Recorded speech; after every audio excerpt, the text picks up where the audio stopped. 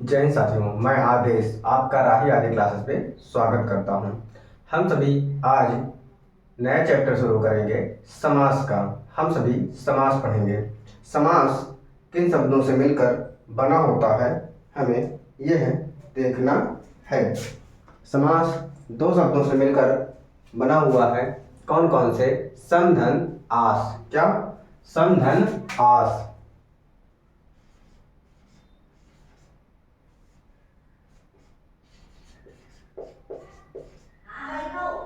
सम धन आस। सम का जो अर्थ होता है वह क्या होता है? संक्षिप्त होता है। क्या होता है? संक्षिप्त होता है। और जो आस का होता है वह होता है कथन।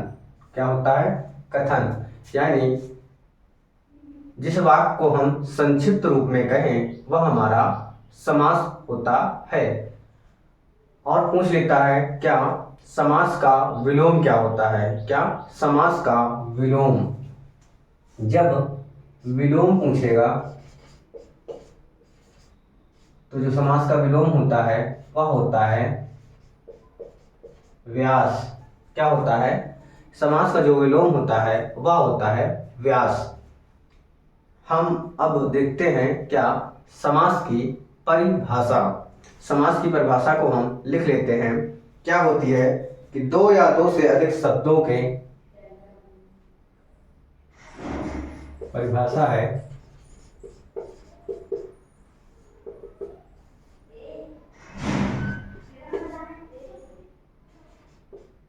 दो या दो से अधिक। क्या? दो या दो से अधिक शब्दों के योग। दो या दो से अधिक शब्दों के योग से मिलकर जो शब्द बनेगा वह समास कहलाता है। शब्दों के योग से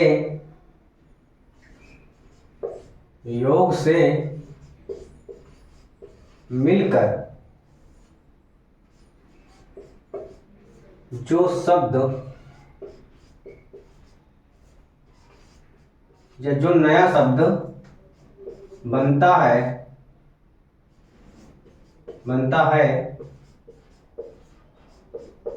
समास कहलाता है। क्या कहलाता है? समास कहलाता है। अब इसके बाद देखेंगे समास के भेद। क्या? समास के भेद।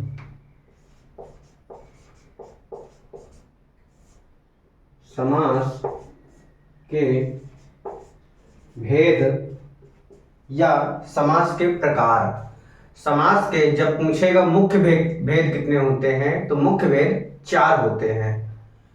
लेकिन जब साधारण रूप से पूछे कि समास के कितने भेद होते हैं या समास के कितने प्रकार होते हैं, तो 6 भेद या 6 प्रकार होते हैं। जो मुख्य होते हैं, मुख्य कितने होते हैं? मुख्य 4 होते हैं। वह कौन कौन से होते हैं? जैसे अव्ययी भाव समास, तत्पुरुष समास। क्या? अव्ययी भाव समास, तत्पुरुष समास और द्विगु समास और बहुब्रीहि समास। ये 4 मुख्य होते हैं। जो तत्पुरुष समास होता है उसके 2 भेद होते हैं। कौन कौन से? एक कर्मधारय समास और दूसरा द्विगु समास। तत्पुरुष भेद समास के 2 भेद और होते हैं। कौन कौन सा? कर्मधारय समास और द्विगु समास। तो इन दोनों को मिलाने के बाद हमारे 6 भेद हो जाते हैं। आप सभी को यह ध्यान देना है कि वह पूछ क्या रहा है, मुख्य भेद या मुख्य प्रकार पूछ रहा है या केवल समास के भेद पूछ रहा है। हम देखते हैं कि लिख करके 6 प्रकार कौन कौन से हैं। पहला है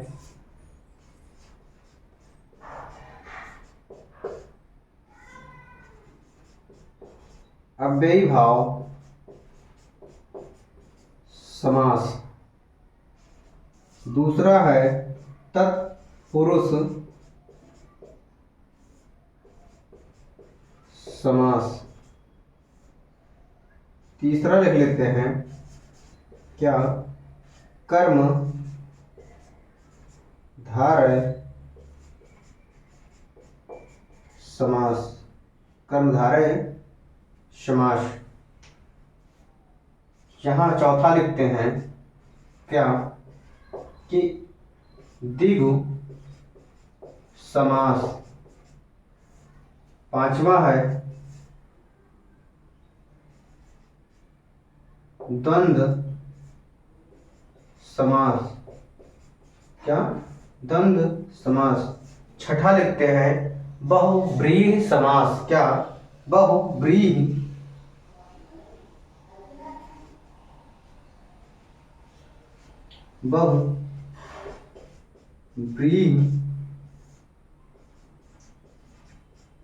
समास। इस द्वंद्व को इस प्रकार लिख लीजिए, द्वंद्व समास और बहुव्रीहि समास। तो ये हमारे 6 समास होते हैं। इन 6 समासों को हम एक एक करके पढ़ेंगे। सबसे पहले पढ़ेंगे अव्ययीभाव समास। क्या पढ़ेंगे कि सबसे पहले पढ़ेंगे अव्ययीभाव समास। अव्ययीभाव समास में क्या होता है, जो पहला पद होता है वह प्रधान होता है। क्या होता है कि वह पहला पद प्रधान होता है।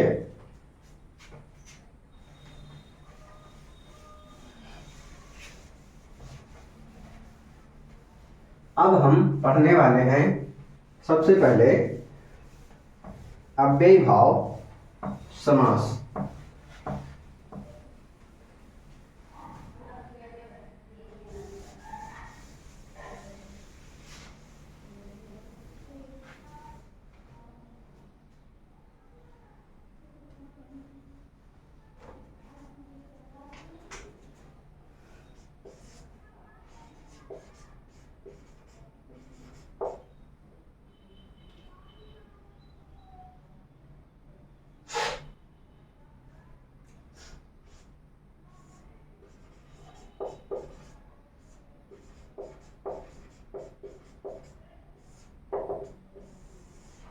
अव्ययीभाव समास परिभाषा क्या होगी कि जिस समास में या जिस समास का पहला पद प्रधान हो वह अव्ययीभाव समास होता है।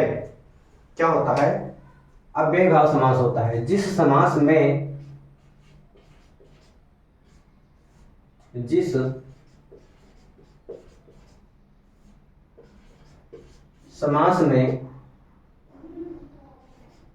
अर्थ की दृष्टि से पहला पद, क्या, जिस समास में पहला पद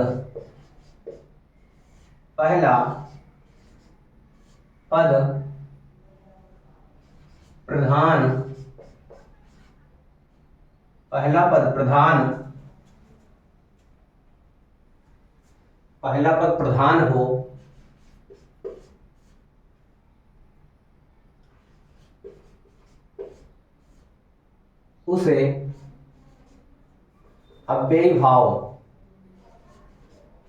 उसे अव्ययीभाव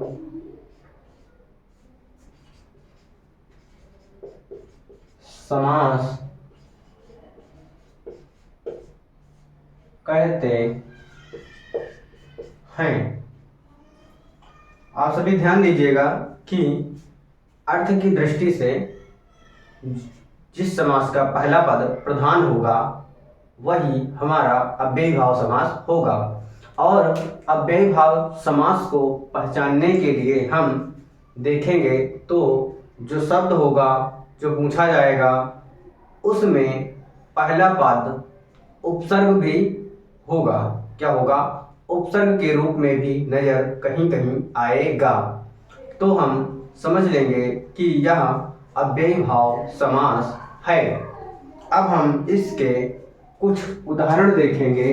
क्या, अव्ययीभाव समास के क्या करेंगे कि हम अव्ययीभाव समास के कुछ उदाहरण को देख लेंगे।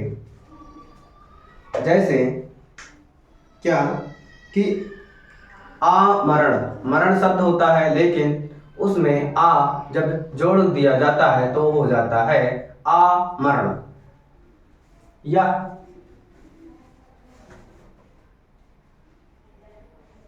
क्या हुआ,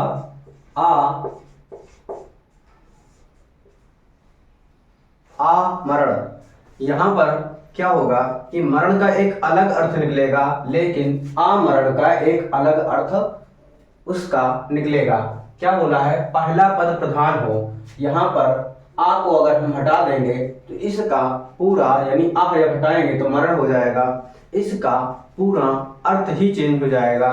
तो क्या होगा कि अव्ययी भाव समास फिर वहां पे नहीं होगा, अर्थ की दृष्टि पहला पद प्रधान होगा। तो यहाँ पर आ लिख देने से पहला पद प्रधान हो चुका है। अब हम इसके कुछ और उदाहरण देखते हैं। जैसे आ कारण, क्या आ कारण और आ जान बाहु, क्या आ जान बाहु। फिर है बेधड़क, क्या बेधड़क। धड़क शब्द है उसमें बे लगा हुआ है अलग से, या बे उपसर्ग भी कह सकते हैं। तो बेधड़क शब्द हो जाएगा। फिर है बेफायदा, क्या बेफायदा।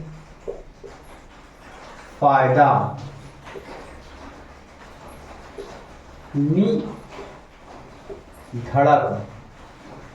ये सभी उदाहरण आप ध्यान में रखिएगा तो कहीं ना कहीं पूछे गए हुए होते हैं और आपको दोबारा फिर से मिल जाएंगे।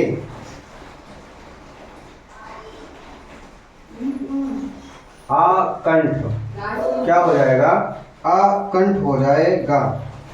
फिर है जैसे दर हकीकत, दर हकीकत। जैसे प्रति उपसर्ग है तो इसमें दिन जोड़ दिया गया, प्रतिदिन। और जैसे प्रति उपसर्ग है एक जोड़ा गया, प्रति एक हो गया, इसमें भी दर उपसर्ग है तो दर हकीकत हो गया। फिर ऐसे ही शब्द है क्या, जैसे प्रति मास, क्या प्रति मास। प्रति क्षण, क्या प्रति क्षण। और बे खटके, क्या बे खटके। अभूतपूर्व, अभूतपूर्व। प्रतिशत, क्या प्रतिशत। विशुद्ध।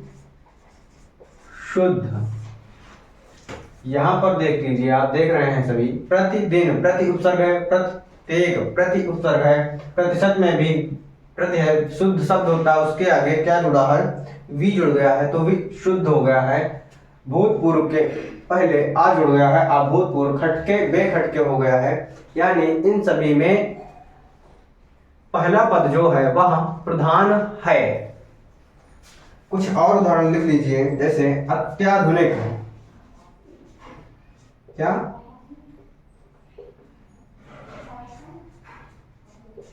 अत्याधुनिक, अत्याधुनिक। निमंत्रण, निमंत्रण। निमंत्रण शब्द हो गया। लूटम लूट, क्या लूटम लूट। लूटम लूट शब्द हो गया। फिर है क्या कि यथा शक्ति, यथाशक्ति हो गया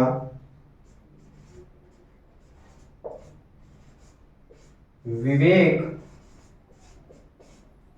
पूर्ण शब्द हो गया। क्या? विवेक पूर्ण हो गया। यहीं पर लिख लीजिए,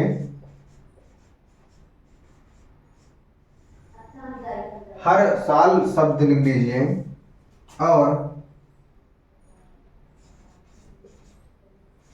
हर व्यक्ति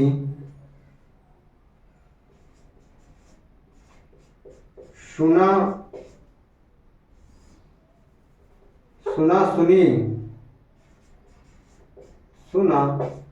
सुनी और एका एक। जैसे सुना सुनी एकाएक एक ही शब्द हैं बट रिपीट हो रहे हैं। जैसे धीरे धीरे शब्द होगा वहां पर भी अव्ययी भाव समास होगा। यथासाध्य, क्या? यथा साध्य, हाथों हाथ भी आ जाएगा। हाथों हाथ। और ऐसे ही बहुत सारे शब्द होते हैं। बस आपको ध्यान देना होगा कि उसमें पहला पद प्रधान हो। क्या हो? कि पहला पद प्रधान हो। इसके बाद हम अब दूसरा समास देखेंगे। कौन सा? द्वंद्व समास हम देखेंगे। 6 समास है। 6 समास को हम धीरे धीरे पढ़ लेंगे।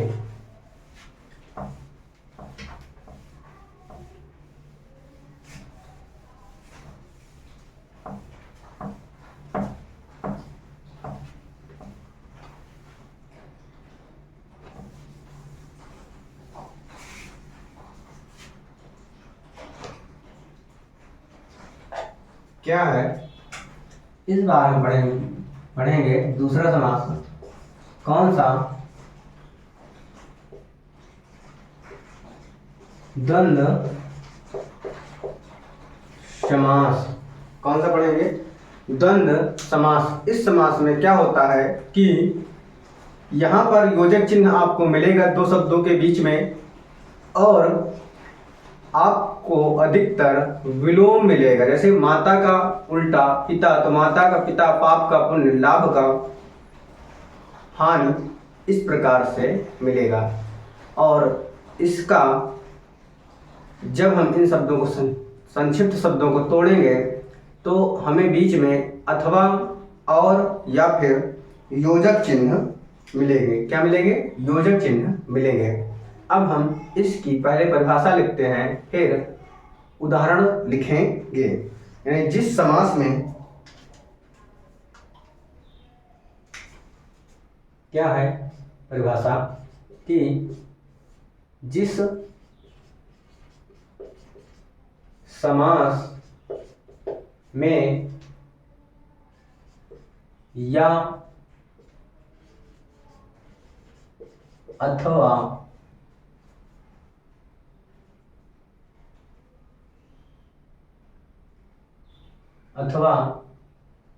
या फिर योजक चिन्ह, क्या? योजक चिन्ह या फिर योजक चिन्ह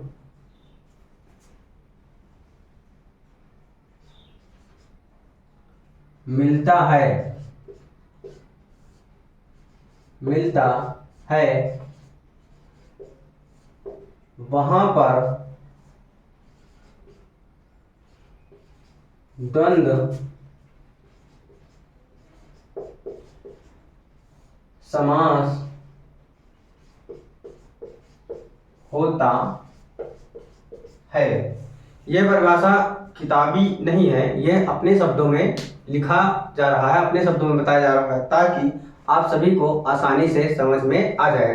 जब संक्षिप्त शब्द होगा कोई, जब हम उसको विग्रह करेंगे, तोड़ेंगे, तो विग्रह करेंगे यानी फैलाएंगे, विस्तार करेंगे, तो जैसे क्या होगा, माता पिता लिखा हुआ होगा, इसका उदाहरण है, समझते हैं उदाहरण से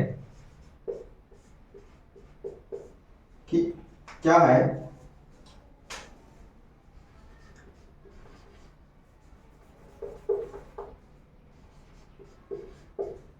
माता पिता, यहां पर आपको योजक चिन्ह नजर आ रहा है। जैसे हम इसको विग्रह करेंगे तो क्या हो जाएगा, माता और पिता, क्या हो जाएगा, माता और पिता हो जाएगा।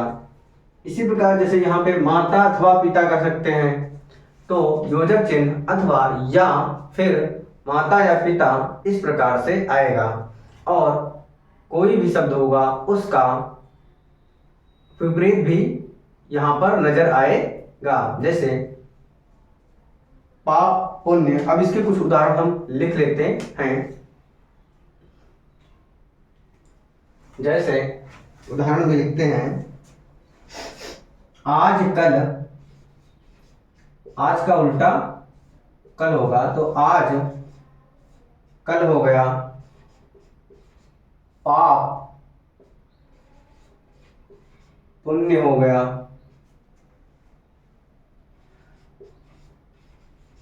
शुभ लाभ हो गया, और क्या हुआ, मां बाप हो गया। ठीक उसी प्रकार राधा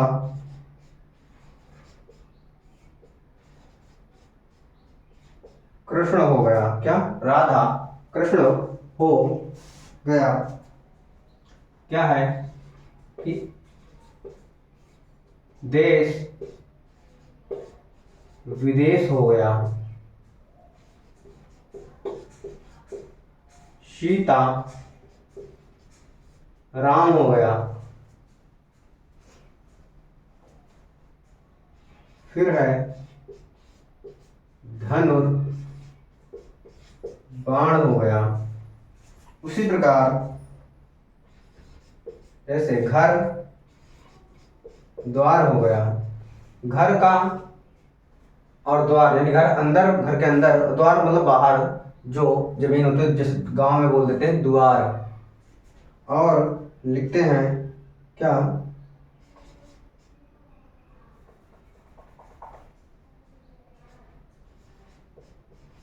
दाल रोटी हो गया।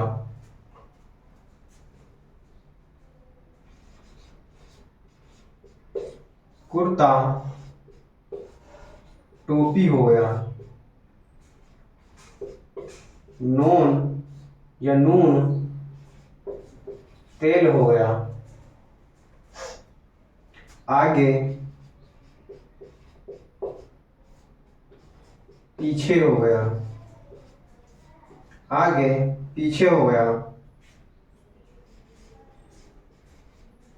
बाल बच्चा हो गया। जलवायु हो गया। क्या हुआ, जल वायु हो गया। जिसे बोल देते हैं चाय वाय हो गया। भूल चूक हो गया। क्या हुआ, भूल चूक शब्द हो गया। और खाना पानी हो गया। रुपया पैसा हो गया। रुपया पैसा हो गया। आमने सामने हो गया।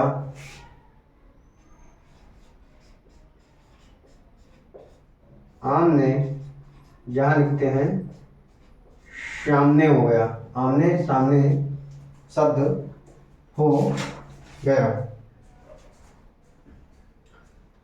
फिर है भूख भूखा, जहाँ लिखते हैं प्यासा, क्या हुआ, भूखा प्यासा हो गया। छोटा बड़ा हो गया। और देखते हैं यहाँ पर क्या कि 10 20 हो गया। यहाँ पर संख्या आ रहा है तो इसका मतलब द्विवाची नहीं होगा। क्यों? क्योंकि द्विवाचक में क्या होता है, पहला पद यानी पहला पद संख्या होता है। यहाँ पर क्या है, 10 20 दोनों शब्द संख्या में दिया गया है और बीच में योजक चिन्ह दिया गया है, इसलिए यहाँ पर क्या होगा, द्वंद्व समास होगा। और 10 5 भी लिख लीजिए, क्या 10 5। आज की क्लास को हम यहीं तक रखते हैं। आप सभी को उम्मीद है यह क्लास समझ में आई होगी।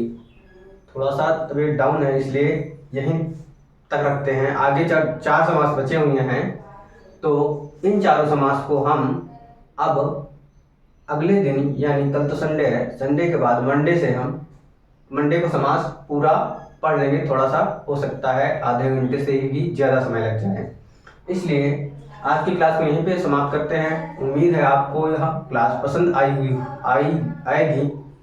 या आई हुई होगी। तो आप सभी अपना प्यार सहयोग बनाए रखिए, अधिक से अधिक लोगों तक शेयर कीजिए। इस क्लास में जुड़ने के लिए आप सभी को तहे दिल से धन्यवाद।